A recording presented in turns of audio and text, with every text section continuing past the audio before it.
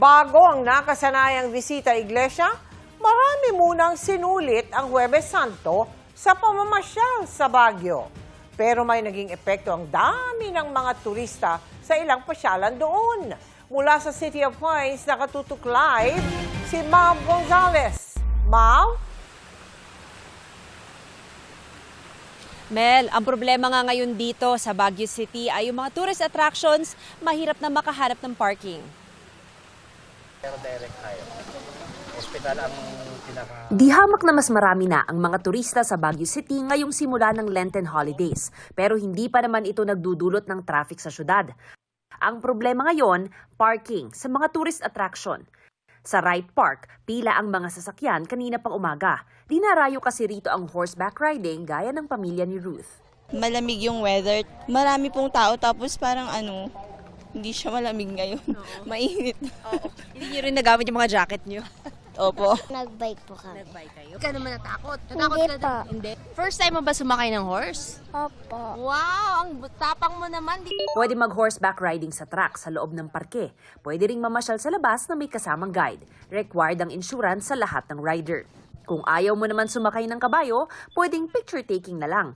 Pag napagod na, hit naman ang strawberry taho rito. May first aid station din sa parke. Maraming nagpapabipi kanina pero wala namang naitalang medical emergency.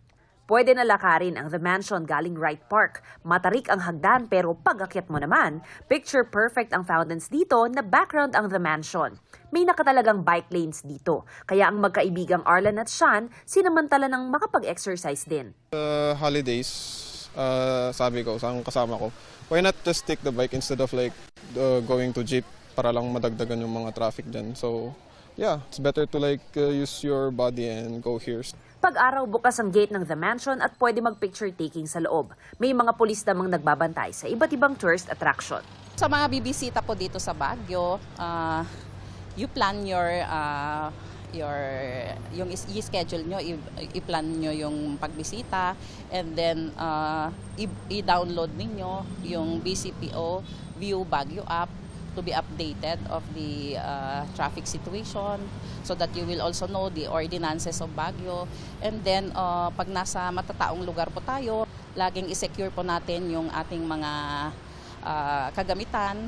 We have to observe yung mga traffic rules and regulation, and we have to sundin yung ating mga ordinances ng Baguio. Mel, sa ngayon mabigat na ang daloy ng trapiko sa paligid ng palengke dito sa Baguio City. Light to moderate naman ang daloy ng trapiko sa paligid ng Burnham Park, Session Road at Baguio Cathedral. Samantala naman, Mel, may traffic na rin paakyat ng Baguio City sa Cannon Road at Marcos Highway. Mel? Maraming salamat sa iyo, Mav Gonzalez.